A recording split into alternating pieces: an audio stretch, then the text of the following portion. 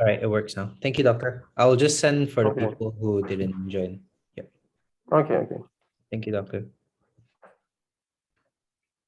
Okay, so I think that I can see 70. Let's start, please. Okay.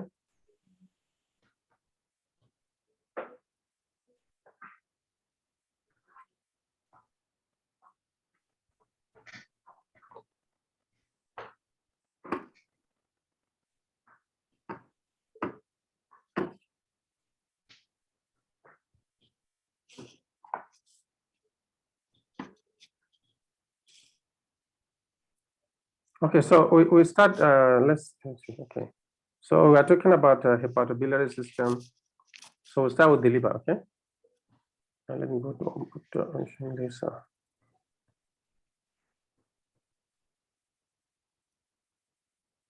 Okay, so let me use this later.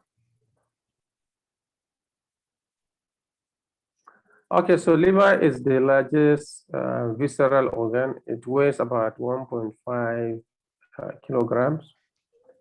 And when we want to describe the location of the liver and the abdomen, we say it is located under the diaphragm, within the rib cage, in the right hypochondriac and the epigastric regions. But you discover that the liver is beyond, because the size of the liver is beyond those this right hypochondriac region we mentioned, and also the epigastric region we mentioned. So it extends here. You see number 3 points here. It extends to the left hypochondriac and the umbilical regions. You see. Of course, it's covered in fibrous capsule and also visceral peritoneum. So to describe not only the liver, any abdominal organ, we use this system here, this division of the anterior abdominal wall into 9 quadrants. Okay, so you can see here, this is the right side. Okay, this is the right side. These 9 quadrants are created by using 4 planes, 4 lines or 4 planes. Usually we say planes. So this one is right mid-clavicular line. Okay, from the mid-inguinal point here, inguinal ligament here, inguinal ligament here, to the mid-clavicular line, to the middle of the clavicle. Okay, so this line here is for right MCL, or right mid-clavicular line. And we draw the same thing here, left mid-clavicular line from the middle of the clavicle down to inguinal ligament. And then we draw another line here around this here, around the costal margin here. It's called subcostal line or plane. Yeah, this one here.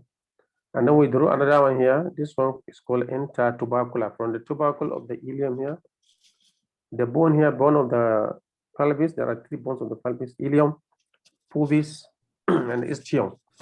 So the ilium is the bigger one and is the upper part. On the lateral part of the ilium, there is a tubercle. There are the tubercle. So from that place, if you draw 2 lines on the right and left tubercles, we call it intertubercular line. So these 4 lines creates 9 quadrants. Okay, so this one is called right hypochondrium. This one here on the right here. The opposite one is called left hypochondrium. Okay. Then below that one here on the right side, we call this one right lumbar region. This one is, we can call it region, but usually we just say right hypochondrium, left hypochondrium, right lumbar region, left lumbar region here, and here is right iliac fossa here on the right here. This is left iliac fossa, so they are the same actually, just that this is left, this is right, left on right, left on right. And then at the center we also have 9. Sorry, that is 9, 3 quadrants. Between the left hypochondrium and right hypochondrium, we have epigastric region. So this is called epigastrium. Below the epigastrium, just around the umbilicus, you see these umbilicus here, we have umbilical region. And below that we have hypogastrium. This hypogastrium has another name, which is suprapubic region. So pubic, before there is pubis here, pubic bone here. So this 9 quadrant, they are important because you can just, if you remember the previous slide, we just said the liver is located in the right hypochondrium and epigastrium, and it extends to the lumbar regions. It extends even to the left hypochondrium and the lumbar region, this lumbar region. I mean, small part of the liver may be located here, and here, and also here. So if we look at the,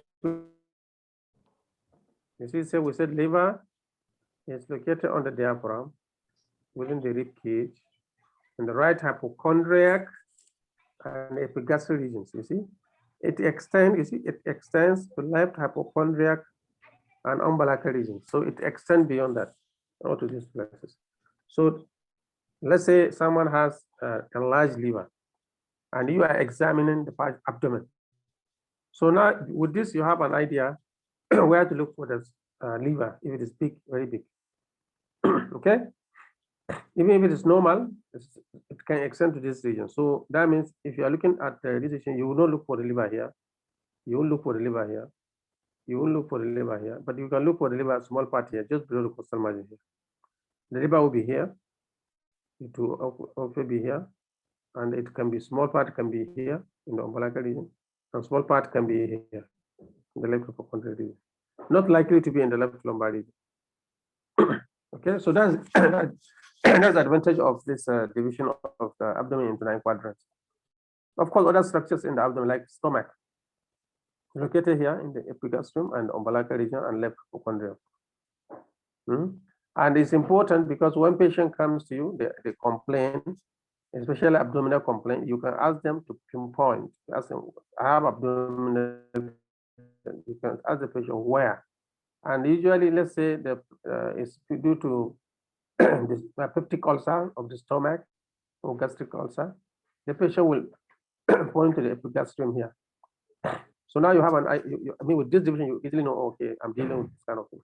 But if someone comes to you and say, I have abdominal pain and I've been vomiting, I have high fever with chills and rigors, and you want to you ask him, show me where you have abdominal pain, and the patient showed you here, left lumbar region. Your mind will go somewhere, isn't it? Your mind will go to the left kidney because left kidney is here, left ureter is here.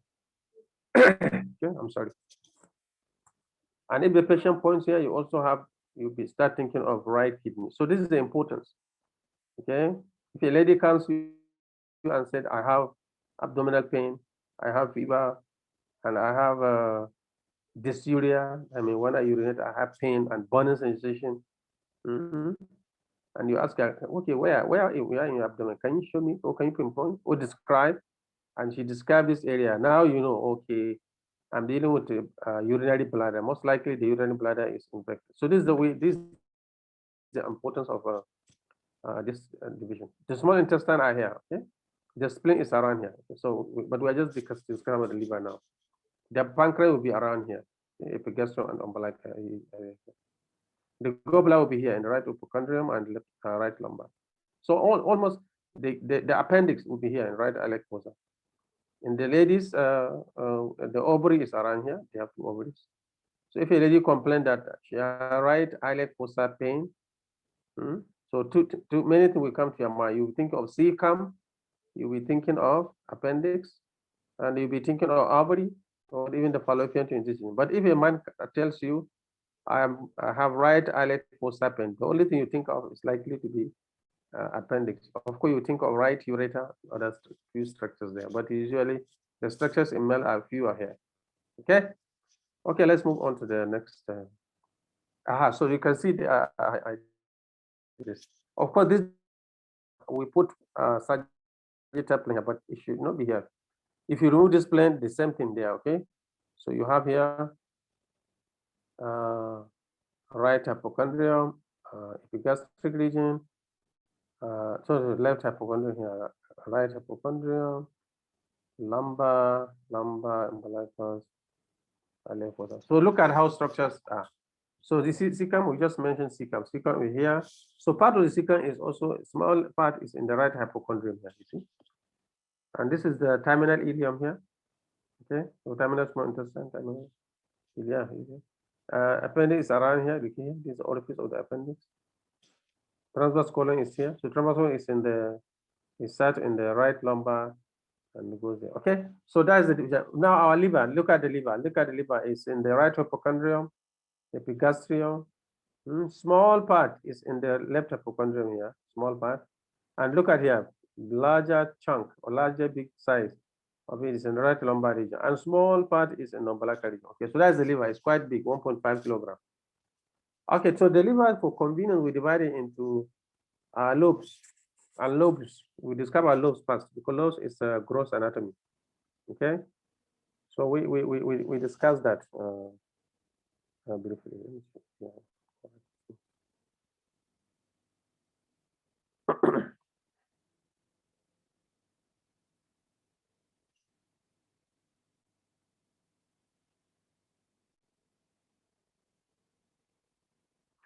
Okay.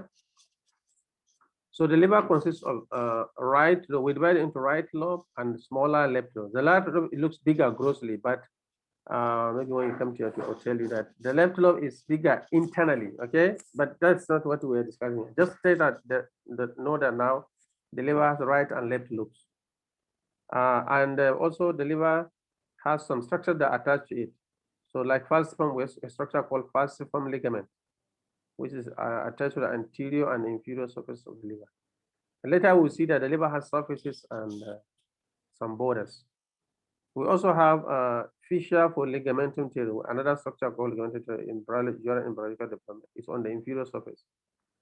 And of course, we have fissure for ligamentum teri also on the posterior surface.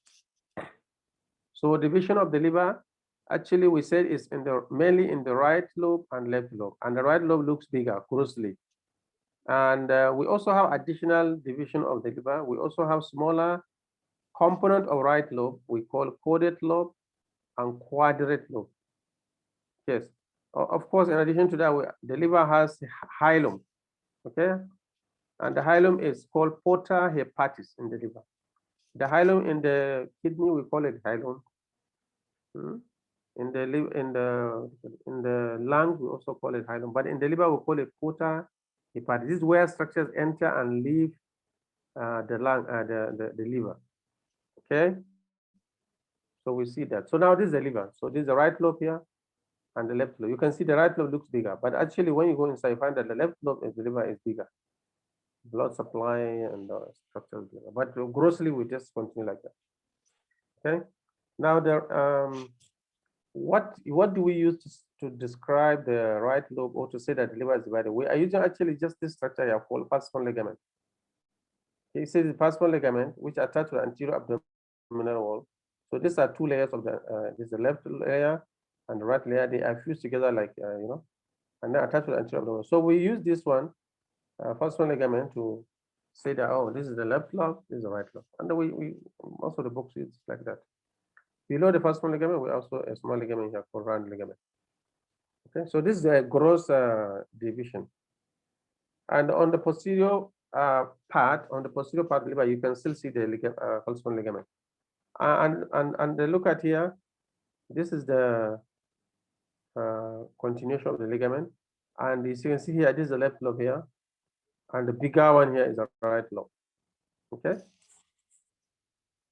So, but actually, you remember I told you we have caudate lobe, is this one here, caudate lobe, and the quadrate lobe. If you look carefully here, you can see that actually this caudate and quadrate lobes, they are just an extension of the right lobe. Okay. Because on the posterior part of the liver, we have inferior vena cava. This is the inferior vena cava here. Inferior vena cava on its way after being formed by the left and right islet veins in the abdomen, and then it goes to drain the blood to the heart, okay, to the right atrium. On its way, it passes posterior to the liver, and even has direct what do you call it, attachment with the liver. It's attached here. I mean, they are touching each other here.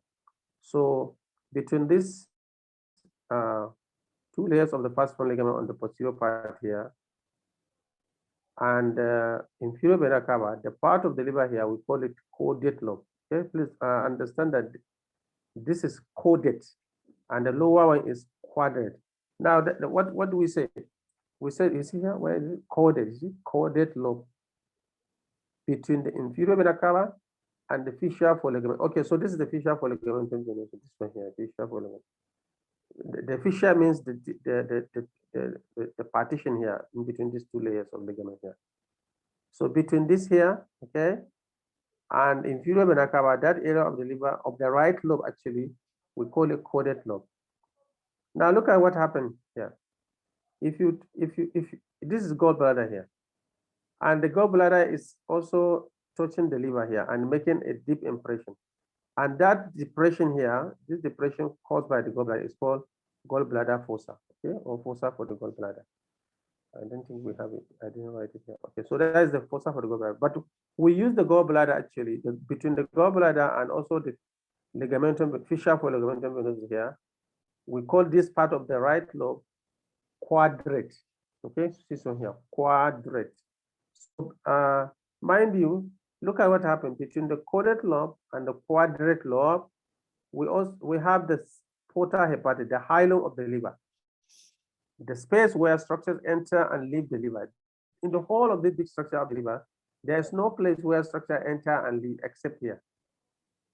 Okay, so this is called porta hepatis, and it's located above superiorly is bounded by the caudate lobe, and inferiorly by quadrate lobe. But we know both of them is located in the right lobe. So that means the communication into the liver now, grossly, is through the right lobe of the liver. So whatever is going to be delivered in terms of blood, in terms of draining the content of the liver like bile, it has to come through here. Okay. Okay, let's move on. Sorry.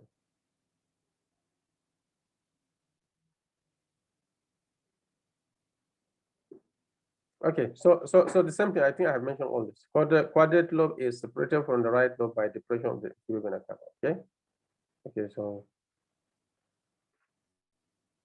this one here. Okay, and then quadrate is inferior to caudate lobe between left lobe and gallbladder. Okay, so I've mentioned all this. I think.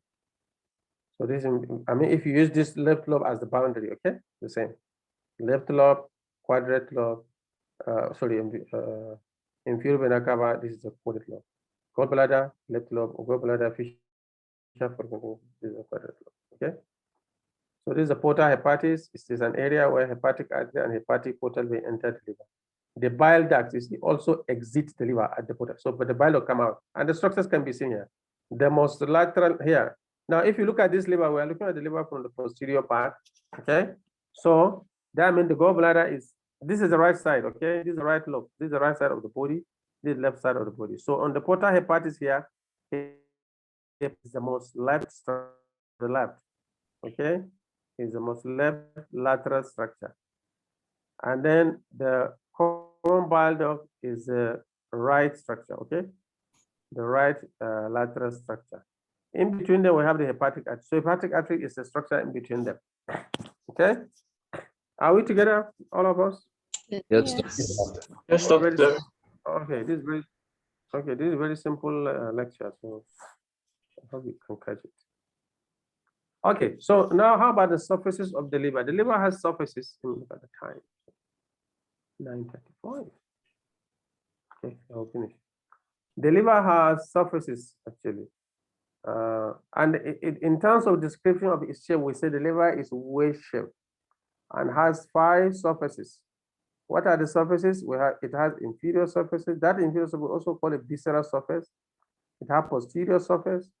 It has superior surface or upper surface. It has anterior surface, and it has right lateral surface. And this lateral surface is also called base of the wedge, base of the weight, the structure, the liver wedge structure. So let's read here. So if we look at the inferior surface of the liver, when you look at the inferior, what do you see? These are some surfaces. You see fissure for ligamentum teres. You remember it separates the right and left lobes of the liver. Okay, and then the part of the posterior surface of the left lobe show gastric impression for the stomach. So that means the stomach is also in contact with the liver on the left lobe. And we also have mental tuberosity. I think you don't need to know all this. I don't think it's okay for you. Okay, so so that means in the inferior surface you see this. You also see quadrate lobe and the fossa for the gallbladder, and also the gallbladder itself. Okay, I think this lecture maybe is senior for you. But anyhow, we also duodenal impression. So look at what I'm trying to say here. In terms of surface, you remember we said superior surface. So this is the superior surface here. This one here. I don't know how you describe this color. So when you look from above, okay, remember this is the left lobe here, this is the right lobe here, okay, and we take this picture. So that means this is the anterior surface here. Anyhow, I will show. You see here, this one here, light blue. This is the anterior surface of the liver. Okay, so look at the superior surface. This is the superior surface here. So this is the superior surface here. Okay. Where is the posterior surface? Look at the posterior surface. So when you talk of posterior surface of the liver, you are talking of small part of the left. You're looking at the liver from a posterior superior view. Okay, posterior superior view, and then you look. This is the. You remember this is the ligamentum venosus, division between the right lobe and left lobe. Okay, and this small part is in the posterior surface. This small part here. This is the. Remember this is the caudate lobe here. It's caudate lobe because this is inferior vena cava. This is the ligament fissure for ligamentum venosus. So this is a caudate lobe. The quadrate lobe is in the inferior surface. I will show you later. So that means, remember, caudate lobe, caudate is in the posterior surface. So a large part of the liver here is the posterior surface here. And this area of the liver that is posterior, there's one remarkable feature of it. It is called bare. It is bared. It has, you see these layers here, I will explain to you later. These two layers here, we call them coronary ligament. The liver is covered by peritoneum.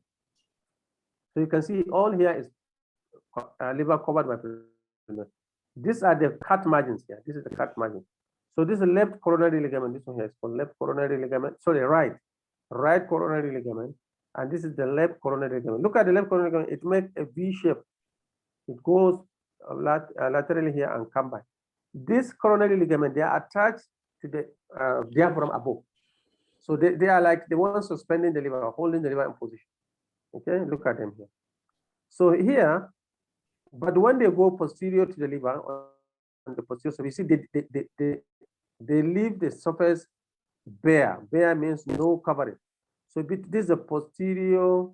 You see here, inferior layer of coronary ligament. This is the inferior layer of coronary ligament, and this is superior layer of coronary ligament. Because of the position of the liver, we don't say this is posterior layer and this is anterior layer or something. No, we just say this is a superior layer of coronary ligament because it's in the superior surface of the liver, and this is the inferior of coronary ligament. If you put the liver in anatomical position, in between them there is no peritoneal covering of the liver. This is very important, and we call it bare. B-A-R-E, bare area of the liver. And this is important because it's in contact with the diaphragm. And in patients who have liver abscess, if somebody has abscess means collection of pus, infection of the liver leading to collection of pus, if that pus rupture anywhere here, you know, this ligament, I mean, this peritoneum will not allow the content to go out. Why? Because it's a very thick connective tissue. But any bare area of the liver, it can allow the pus to open, in the area to open, and the pus, you know, go out of the liver. So that's why it's in some infection of the abscess or pus, and then because this one is just below the diaphragm, if this rupture, it can pass through the diaphragm because you remember it's infection, and then go to the lungs. So somebody has abscess of the liver, and then he start having infection of the lungs, and sometimes even pus formation in the lungs. Okay, so this just by the way. So this is the posterior surface. Now look at the inferior surface of the liver. This is the inferior surface of the liver. So a large part of the left lobe of the liver, a large part, only small part in the posterior surface. The remaining big part is the inferior surface. The same thing here. Quadrate lobe is in the inferior surface. Even the portal hepatic is in the inferior surface. It's in the inferior surface, and it's a big part of the liver here. Inferior to the inferior layer of the coronary ligament. So this is inferior surface. The same thing here. This is inferior surface. All this is the porta hepatis, quadrate lobe, small part of the posterior, small part of the right lobe. All this is including the fossa for the gallbladder. They are in the inferior surface. So we have seen all the four surfaces. Isn't it? Superior surface here. So the superior surface, you can see, is just a larger part of the upper part of the right lobe, and then most of the upper part of the left lobe. Okay. So remember, we said 5 surfaces. Which one have we not mentioned? We have not mentioned the right lateral surface. This one here. This is the right lateral surface. You remember we said that. So here, you see, this is the posterior surface here. This is the anterior surface. This is the superior surface. In this position, we cannot see the inferior surface. But when we look at from the back of the liver, we can see the inferior surface. The same thing here. The right lateral is appreciated when you look at this particular. So you see here, between the anterior surface and posterior surface, we have the right lateral surface. We don't have left lateral surface, okay? Please, for your information. And when you look at the liver anteriorly, you can also appreciate half of the right lateral surface here. This one here. Okay? So any question, please? Do you appreciate the surfaces? Do you understand the surfaces of the liver? Yes, Yes. Clear? Yeah. Okay, okay. So I go to the next one. So this is the same thing actually, just to show you which structure of the in the abdomen are attached. You remember we told you some structures are related to the liver. They are in contact with the liver. So it's good if you can remember some of them. So remember now this is model. Okay, this liver is model, but this we know this is portal hepatis here.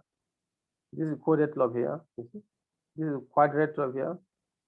This is the round ligament. Remember on the pulsar ligament we saw round ligament. So this is round ligament.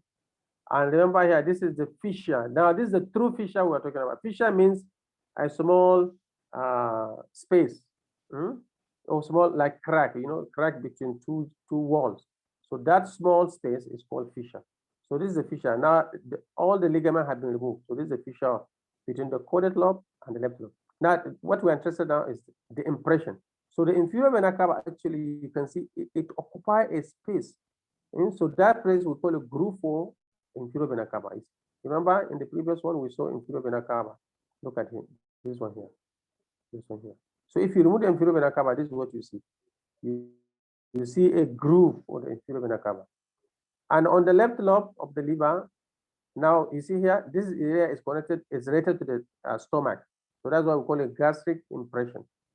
And if you remember, there is a small part of this area that is in the posterior surface, and the larger part is in the inferior surface. Okay. And this is the quadrate lobe here, and here is the duodenal impression. So just below the inferior vena cava here, on the right side of the cystic duct. Remember, the duct for the gallbladder is called cystic duct. This one here. So we have the duodenal impression. Just more to the right side. Okay, this is the area where the right kidney is attached or is connected in contact with the liver. This is called renal impression. And remember, above the kidney, we have the suprarenal gland. So the right suprarenal gland also make an impression. So this is the right suprarenal gland. Here you see here area nuda, nude. Nude is naked area or bare, the area we said of the liver. So this is called area nuda, but it's just saying it's naked, okay, or bare. There is no peritoneal covering, which I mentioned to you. On the right side of the gallbladder here, we also have the large intestinal impression, which is called colic impression. So if you can remember just this few, it's okay. If you don't remember, then I think year 1, we don't bother you much. But it's good if you can remember this one because it will help you later in year 2 and year 3. Okay, so we go to the next slide. The same thing here. Okay, so I've mentioned all this. So actually, the description of the surfaces, if you can remember what I mentioned to you now, I think it's okay. So, but I gave more description. So like portal hepatis, I mentioned a lot of things here, but just the same thing with what I said. It is transverse fissure situated near posterior aspect of the inferior surface, and it has boundaries, okay? The boundary of the portal hepatis anteriorly is quadrate lobe, you remember? Just put the liver in anatomical position, then you appreciate what all these boundaries, okay? Posteriorly, we have caudate lobe of the liver, and its caudate process. The content of the portal hepatis, portal vein, hepatic artery, I just show you hepatic ducts, and the lymph node and lymph vessels. So it's only lymph node and lymph node I didn't show you that. But I show you the portal vein, hepatic portal vein, hepatic artery, and hepatic ducts. Okay. So the same thing here, you see. Now here, the difference is that, the one I mentioned here is that we're trying to show you that the stomach is related to the liver. So this is the inferior surface, this is the visceral surface of the liver. Let's say inferior surface. But now if I say posterior, you know, so we say more of inferior because the portal hepatic is strictly in the inferior surface. So this is the inferior surface of the liver. The liver is not shown here. The liver is here, all this area here. So just to show you that this is the lesser curvature of the stomach, and this is the abdominal aorta, and these are the three structures that enter and leave the hepatic, sorry, the portal hepatis. So look at how this blue here, the bigger one, is the hepatic portal. You see the hepatic portal. It enters the liver. Okay, it's coming. It's on that drain the abdomen, the intestinal content after digestion, and then it brings all the nutrients and other things to the liver. And look at here. This is the first artery of the abdominal aorta after entering the abdomen. It's called celiac artery here. You see, celiac artery. It gives so many branches. Some of the branches are left gastric artery, supplying the stomach, left part of the stomach. It also gives like this one splenic artery. You see, it's going to supply this as the spleen. It also gives rise to this artery, very important, hepatic artery. So it first gives the hepatic artery. Actually, we can even say it's the continuation of the celiac artery. And this artery comes here, and you see it gives two branches. It's the same artery come here to become common hepatic artery. We say common because it's going to divide into left hepatic artery and right hepatic artery. This one, right hepatic artery. But before then, it gives rise to these branches. You see, right gastric artery. Left gastric artery is the right branch of the celiac artery. But look at here, it gives rise to this one, left gastric artery. And it also gives rise to this one here, gastroduodenal artery, common into right and left. And also we saw the what do you call it, the common bile duct. The common bile duct is from, you see here, from the left lobe and right. I think I taught you this one before. Did you not your class?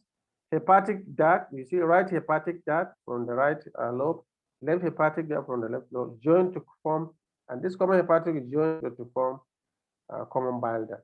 So these are the structures at the portal hepatis, and I showed you last time. The common bile duct is on the right side, okay? It's on the right elevated. The artery is here, common hepatic artery is on the right side, while the hepatic portal vein is posterior to the artery. Okay, so it's posterior to the artery. Okay, this is the same thing I just mentioned to you here. Okay, this is just the same thing, anterior, posterior. So this is the hepatic artery, hepatic portal vein, and the combined same. Okay. Or how about the posterior surface, which I mentioned? It is a narrow triangular surface and it's broad in its right part, but narrow as it goes to, as in the narrow in the left part. Do you remember? Yes. So the large bare area is on the right lobe, and the smaller part is on the right lobe. And we said this surface, this posterior surface, is show bare area. So the most important structures or features of the posterior surface is groove for inferior vena cava and bare area of the liver. Okay, they're the same. You see, this is the posterior surface. Posterior surface. Okay. Coronary ligament, actually, the two layers of the coronary ligament meet at the apex of the bare area. I think I showed you here to form the right triangular ligament. This one here, this is the coronary ligament. So this is the posterior. Actually, let me tell you what happens. This falciform ligament, you see, it divides into two layers. So the left one here is the left coronary ligament. Okay, sorry, the right. So I always make this mistake. This is the right coronary ligament here, and this is the left coronary ligament here. But what happened here on the left side, it goes to the extreme end here and then come back. So this one here, we call it, you see, posterior and inferior layers of left triangular ligament. So this here is forming left triangular ligament, while here is right triangular ligament. And this one here, because of actually position of the liver, we call the posterior lip here, and this one is anterior layer. Okay, in the case of this one here, the right one, you see it widens up. Okay, it widens up and creates a bare area of the liver. Okay, but I will still call this layers here. This one is a superior layer. So here we call it anterior layer, but here we call it superior layer because of the position of the liver. Okay, and look at here. Here we call this one a posterior layer. Here we call it inferior layer of coronary ligament, right coronary. Okay, so just and at extreme here we call the proper right triangular ligament. This one, where they fuse together. These two layers fuse together. Anyhow, you don't need to know all this detail. So that's the coronary, and you see the bare area is there two structures: diaphragm and the right suprarenal gland. And that's why we said if there's any infection of the liver and the pus ruptures or the abscess ruptures, it can go to the lungs or to the thorax. It can also affect the right suprarenal. Okay, so I think what are the coded law? I think it's the same. Coded law in between the group one, and I think I mentioned all this. Just read them. Superior surface related to the diaphragm, okay, heart and pericardium, lungs and pleura. Okay, this is just superior surface. I've mentioned this one. Okay, anterior surface related to diaphragm and anterior abdominal wall. So each surface in normal anatomical position, there are structures it is in contact with, and those are the structures we are just mentioning here. Okay, I want to go to histology of the liver quickly. And the right surface of the liver related to diaphragm will separate it from the right pleura and lung. Okay, and this structure have to be taken care of when you want to take biopsy of the liver. Okay.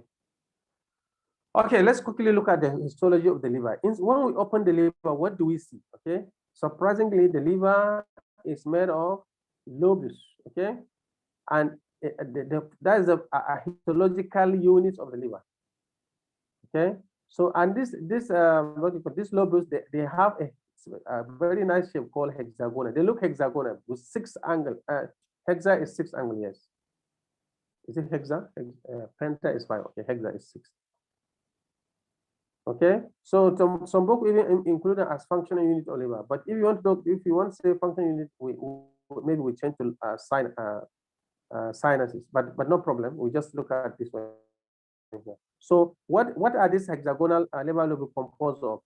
They are composed of hepatocyte liver cell, which are arranged in a row. We call those of plates. And in the arrangement, there is a central one in each of the hexagonal histological lobe. Okay, and then at each angle of this hexagon, we have portal triad. Portal triad are 3 structures. You remember structure that enter the portal hepatis? We have hepatic portal vein, we have hepatic artery,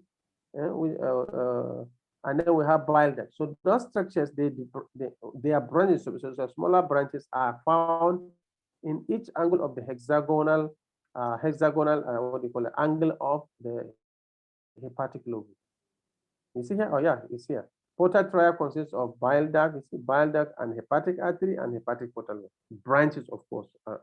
But for the vein, we say tributary, okay? Tributary of the vein. And for the artery, we say branch. Okay, so let's see what happens. And from the periphery, we have, or in between, what separates the liver cell or place of liver cell, a liver sinusoid. Sinusoid are capillaries. Okay, so what are they capillaries? They are enlarged, leaky capillaries located between the hepatic plates. Of course, there are Kupffer cells there. So this is what we are talking about. So, but I think not this one now. So if you take the liver, this is what you see. You find that it has 6 hexagonal. Look at here. This is one angle here. This is another angle, another one. If you count it from here, 1, 2, 3, 4, 5, 6. So once you open the liver and you go to the microscopic level, this is what you see in humans. Okay. So you see that the liver is having these angles here arranged, and these are the plate of cell. Okay, so these are the cells, the hepatic cell. You see, this plate has only 3 cells. 1, 2, 3. This plate has so many. 1, 2, 3, 4, 5, 6. So depending, it's not the same number. It's not equal, depending on the distance. And you find that in between this plate and next one, there is a space here. That space is occupied by sinus, what do you call it? The sinusoids. So look at here. This one plate here is another plate on the liver cell. Look at this plate and this one. They are joined together here. Look at this small plate has only 2 cells. Look at this plate near the center. 1, 2, 3, 4 cells. So this is how they are arranged. In between plate of cell, that means arranged. And look at this plate. They are also arranged vertically. Okay, vertically or horizontally. More. You see vertically. Look at this. You can see the layers. This one cell here, another one, another. You can count so many down. Okay, so that's how they are. Okay, so they are horizontally layers of cell and vertically. And what is important is that there is 6 angles, and they move from periphery to the center. Now, at the center of each lobule, we have central vein. So this is the central vein of the hepatic lobule. And look at what happened between one lobule and next one, there's connective tissue. So you can see from one portal triad to the next portal triad. Okay, look at the portal triad we mentioned.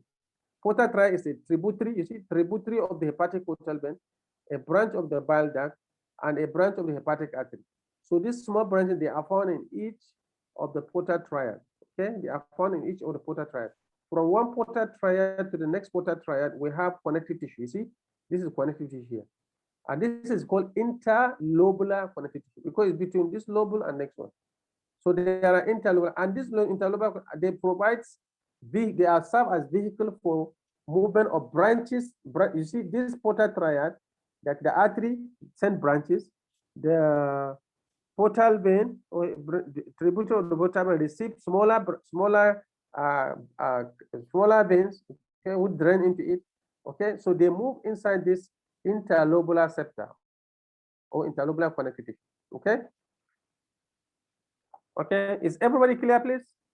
It's simple. Yes.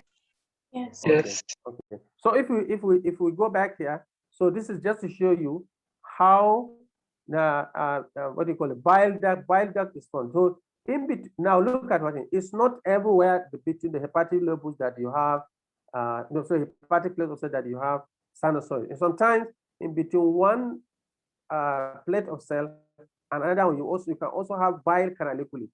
So this bile canaliculi is draining all the bile from each individual liver cell and then bring it to the periphery, bring it to the portal triad. This is a portal triad, and drain into the bile duct. So we call this one small branch of the bile duct. So you can see the same thing here. So that's what happened. While you can see here, look at what happened. Something spectacular. The sinusoid actually they receive blood from hepatic. This branch of the hepatic, we call it portal arteriole. Okay, if you want to know the exact name, it's called portal arteriole. And this one here, the tributary of the hepatic, we call it portal venule. Okay, while this one we can call it bile duct, even though it's a branch of the bile duct. So you can see the blood coming from all the way from the hepatic artery, which is oxygenated blood. It will pour into the sinusoid. The same thing here. Hepatic portal vein, which is taking blood from, bringing blood from the hepatic portal vein, containing nutrients. Remember, it's from the intestinal area, so it's containing all the digested products, in glucose, amino acid, fatty acid, and all those, and they are rich in this one. But it's poor in oxygen, while this one is high in oxygen. So a mix of blood goes into the sinusoid, okay, and the liver cell will be taking all these nutrients before the blood reaches the central vein. So you see here in the central vein, by the time the blood reaches the central vein of the hepatic lobule, it's already deficient in oxygen, it's already deficient in nutrients. All have been taken off by the liver cells. Okay, and then it will drain ultimately to the hepatic veins. The hepatic vein, remember, the hepatic veins will go to the inferior vena cava. Remember, the inferior vena cava is very close to the liver, is very close to the right lobe, even have a groove. So that is why the inferior vena is very close, so that the hepatic veins will just drain without traveling long distance. Okay. So this is just more detail. So this is the bile canaliculi you see here, and these are the portal. This is a sinusoid. Okay, this is a sinusoid. And you remember we also have Kupffer cells. So these are the Kupffer cells. They are actually, their function is to phagocytose bacteria and other foreign bodies. Okay. So this is a hepatocyte, and this is a hepatic portal vein or portal arteriole.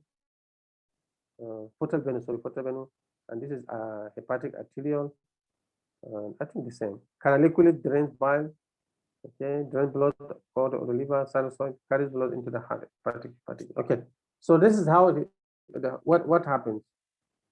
If somebody is, if there is poison, sometimes if somebody takes poison and we want to know what caused the poison, we go to the liver. because if somebody has taken poison through the food, somebody is poisoned, and sometimes you have to do forensic examination. So what you do is you take intestinal content, you go and analyze it in the lab, and you know the chemical. And if you know that chemical, you take the biopsy of the liver, okay, and then you make histology or pathology specimen, and then you look around this area here, because each toxin, if the toxin is very dangerous to the liver, it will destroy more of the liver cell close to the portal triad, and less damage to those far away. And each chemical has a pattern of poisoning of the liver or the damage to the liver. So this is just one of the important investigation of the liver. Okay. Okay. So I think I have mentioned all this one here. I mentioned all this. I also mentioned. I think I gave you a lecture on pancreas, isn't it, last time? Did I? Yes, doctor. So that means I don't need to explain this one. Okay. I hope you know this. So this just what do you call it? The same thing we done actually last time. Maybe the gallbladder. I need to mention it. It looks like pears. You remember eat pears? It looks like pears. You see? And this function is just to store and concentrate bile prior to excretion into the small intestine. And we said it's located on the fossa of on the posterior surface of the liver. Now, okay, look at this book. I think information from this book. Now we know this book is wrong. Okay, it's not posterior surface; it is inferior surface. So I will correct this on myself. Okay? So you see, this book wrote is located on the fossa on the posterior. It's not it's inferior surface. Okay, so this is the way we check books. And the region of the gallbladder include fundus, body, and neck. Okay, what do you have now? I think I have to stop here because it's all the time. No, I finished. So in the wall of the gallbladder, actually, if you take the wall, it's just like the stomach. It has mucosa, musculosa, and serosa. Okay, the mucosa of the gallbladder is lined by simple pulmonary epithelium. The musculosa consists of smooth muscle fibers, and also serosa consists of peritoneum. And that's the of course, I've told you the blood supply to the liver. I have mentioned all these details. Okay, the only thing, hello, the class rep, what do you have now? Hello. For medicine, free. Go on. Do you have lecture now? No, for medicine, we don't have a lecture right now. Okay. So the remaining student can leave, I think. Okay, 2 minutes. I just show you this. No, we don't. Sorry, you don't what? You don't leave. We don't have a lecture for medicine, doctor. So I said the remaining student, the pharmacy student are leaving, isn't it? They have left. The dentistry have left also, isn't it? No, the dentistry is still here. Okay. Just give me 2 minutes if you don't mind. I just show you this one here. Now there's something called portocaval anastomosis. Anastomosis between the systemic system and portal system. Okay. So they are mainly in 3 places. I'll just go and show you here. So they are mainly in 3 places here. You remember this is the portal system here, because there are veins that drain to the area around the esophagus and the stomach. So this area goes here, and this is portal system. And there are veins actually from the systemic system on the esophagus. And then also here around the umbilicus. You remember around the umbilicus, we also have systemic veins coming from the external iliac vein, and those coming from hepatic veins. Okay, so around the umbilicus, and also here in the rectal system, in the rectum. So there are those coming from the portal system and also from the systemic system. So these 3 areas, if there is blockade of the liver, if there's any disease of the liver that causes damage to the liver, blood cannot pass through. So the blood will go back to this anastomotic site, 3 anastomotic around the gastroesophageal area, around the umbilicus, and around the rectal area. And then they appear as, you see, they appear like this. So here you see the liver is diseased, cannot allow blood to pass through. So the blood will flow backward. And then, so here you see, this is what you're going to see here. And then the patient will have bleed, they vomit, they have something called esophageal varices. The submucosal veins in the esophagus and the gastroesophageal area will be engorged with blood because the blood is not passing through the liver. So that area, it can bleed. So the patient will be bleeding into the stomach, and when they pass stool, they pass very dark, tarry-like stool. they found very black stool, and they complain to you as doctors or as a health personnel, I am passing very dark stool. So your mind will go whether the patient has, starting whether the patient has liver disease, chronic liver disease, and then you are going to examine. Remember, you are going to examine the patient. You remember all the 9 quadrants, and you remember the surface of the liver is smooth. So when you come, this one is not smooth, and all those things. And then you look at the umbilical region of the patient. You will see something like this. Can you see? Look at here. This is the umbilicus. So this is called caput medusae. Caput. You go and read about the caput. These are all veins that because they cannot pass through the liver. Look at, you see, and this is the one you see outside. Look at this. This is the early feature. Okay, you can see when you see the, you know, okay, this is related to the liver. And this kind of patient will also have, likely to have dark tarry stool, okay, black stool, and also in the rectum they may have hemorrhoids or pile. The subrectal submucosal vein in the rectum will come and go with blood. Okay, so I think I mentioned a lot of clinical application for you. Hopefully you understand all this. And there is repair. If it is due to you repair the disease, you can do liver transplant. If it is due to hepatitis, you can treat the infection. If it's due to tumor, you can remove the tumor and so on. Okay, so please read more about all this. I think I'll stop here. Okay, so you can check your recording, and also I'll send you this slide in the WhatsApp group. Okay, so take care. No movement 8 p.m. Okay, for next 2 weeks.